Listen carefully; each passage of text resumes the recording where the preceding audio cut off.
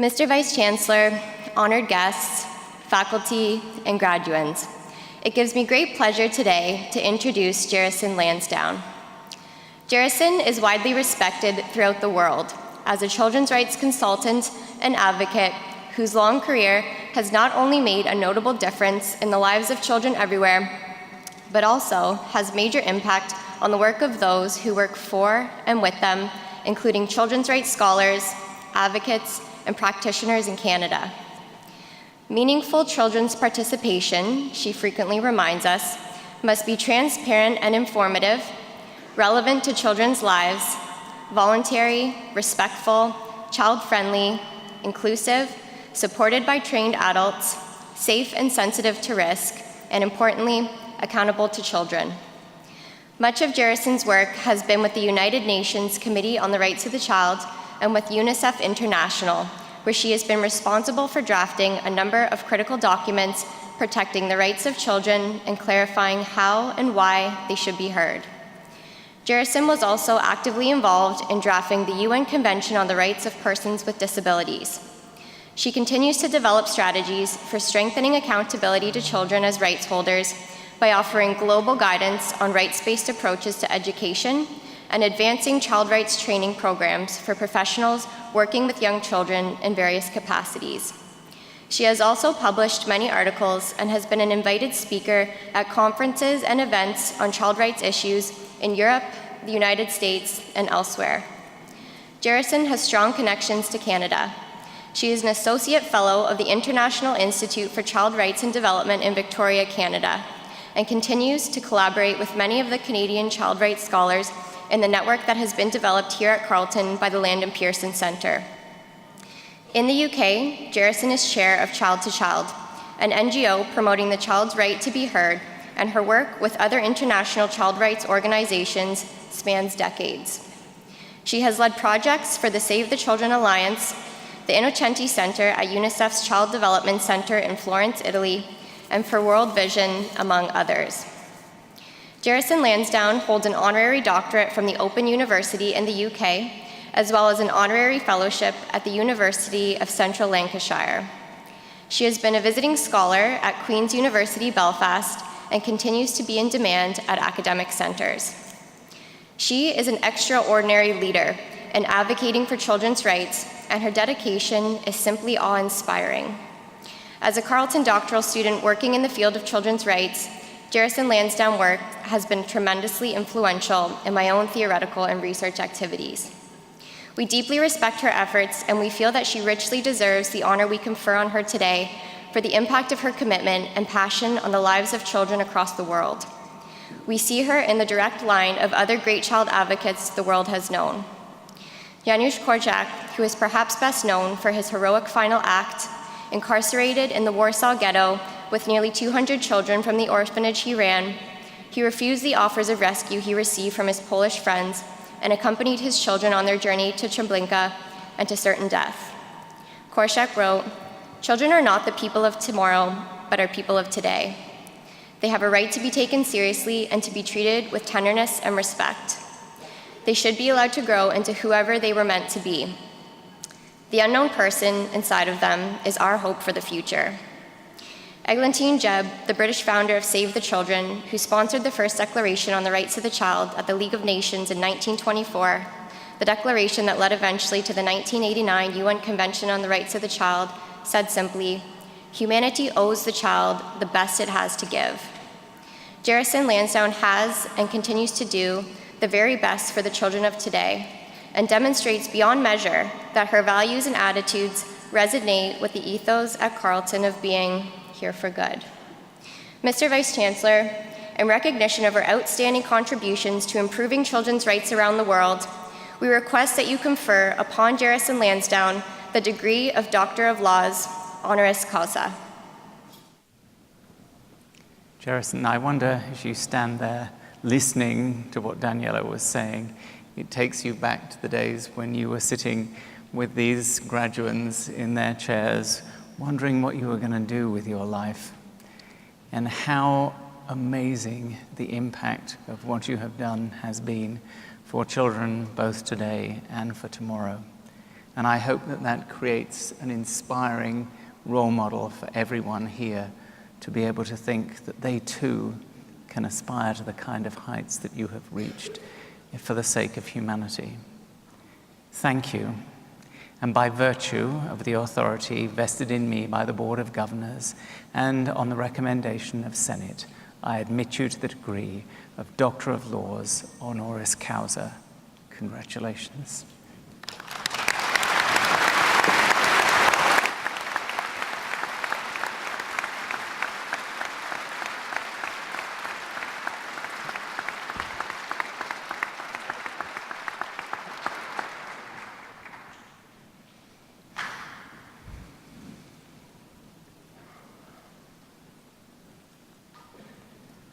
Dr. Gerison Lansdown will now give the Convocation address.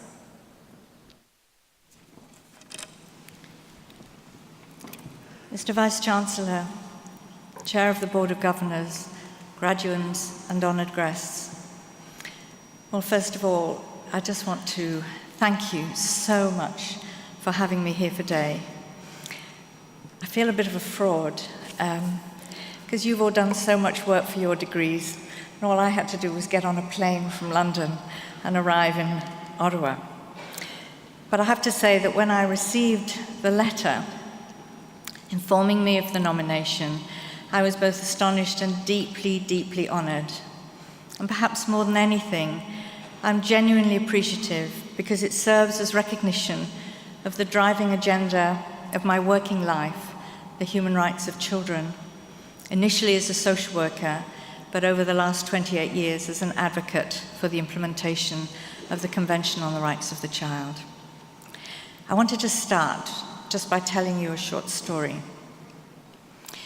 In Sierra Leone, in a very remote part of the country, which was first devastated by the brutal civil war, and then subsequently the epicenter of the Ebola crisis, the organization I chair, Child to Child, developed an initiative called Under a Mango Tree.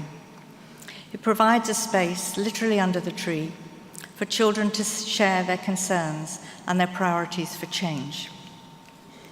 Extreme sexual violence towards girls, exacerbated in the wake of the Ebola crisis, was one of their most pressing concerns.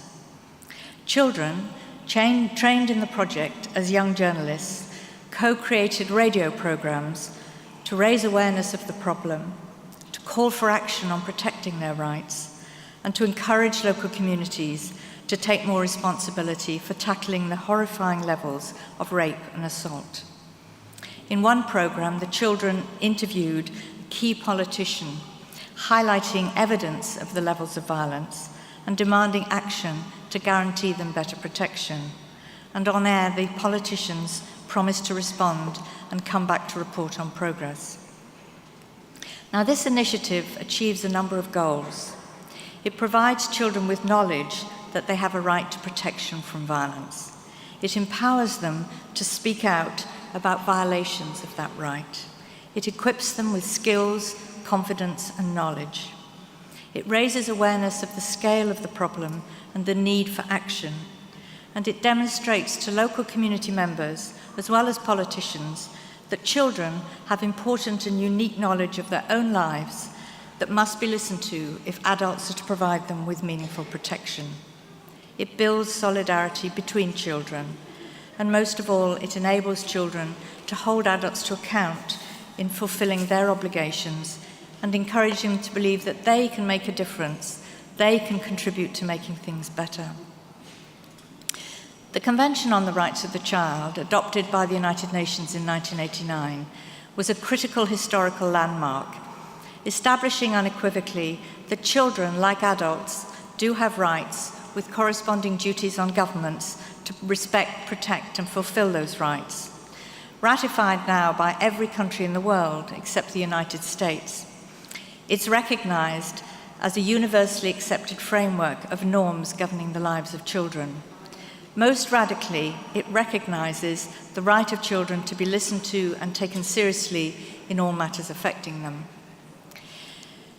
But despite considerable progress in the introduction of laws and policies, budgets and programs to promote those rights, there's still a mountain to climb. Far too many children are still denied access to justice, forced into unwanted marriages, conscripted into militia, sold into bonded labor. Schools all over the world continue to silence rather than listen to children. Millions of children are refugees and asylum seekers, often lacking the protection of the right to life, to freedom from torture, to family life, education, healthcare, and perhaps most commonly ignored, but hugely important, the right to play, the very essence of being a child. And recent years have also borne witness to far too many exposés of extreme and systemic sexual violence and exploitation of children in the Catholic Church, in residential institutions, in the media, in communities, in schools, and in families. And most shockingly, often in countries that pride themselves on appropriate protection of children. And interestingly, in all of these cases, a common message emerges. The children were intimidated into silence, ignored or blamed or disbelieved. No one was listening. But we cannot protect children without listening. Denying them a voice simply lends impunity to abusers. Children must know that they have a right to be free from violence, to speak out safely, and to trust that they'll be listened to. But unfortunately, even the progress that we have made is now, I think, in serious jeopardy. We're currently witnessing a global rise of hostility to and contempt for human rights in much of the media and by a growing number of autocratic and authoritarian leaders. With the resulting loss of democratic freedoms, respect for the rule of law, access to justice, women and children's rights, freedom of the press, and spaces for civil society to speak out. It's imperative to challenge these developments. Human rights, including children's rights, matter. They're about human dignity. They provide the values and normative framework to guide our relationships as human beings and through which to address complex societal challenges.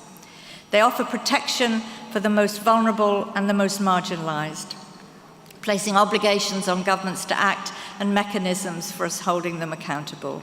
They're rooted in a commitment to reciprocity. They're a foundation on which to base our laws, policies, and our wider international commitments. And we need to ensure that children, our children, have the opportunity to experience those values as in their day-to-day lives, to understand what they mean, and hopefully to grow up committed to upholding them. So it's the goal of fighting for a world where these values of justice, dignity, equity, and accountability prevail that's motivated my work for the past 40 years. I want to thank you again for this honor. I want to take the opportunity to thank my partner, Tony, who's not here today, who's supported me throughout, and without whom I'd never have been able to do the work I've done. And I also want to thank the Landon Pearson Centre here at Carleton for the wonderful collaboration that we've had together over the past 10 years. And I hope that for at least some of you, your education and the successes that you're celebrating today will take you too in the direction of joining me in this demanding but hugely important struggle. Thank you very much.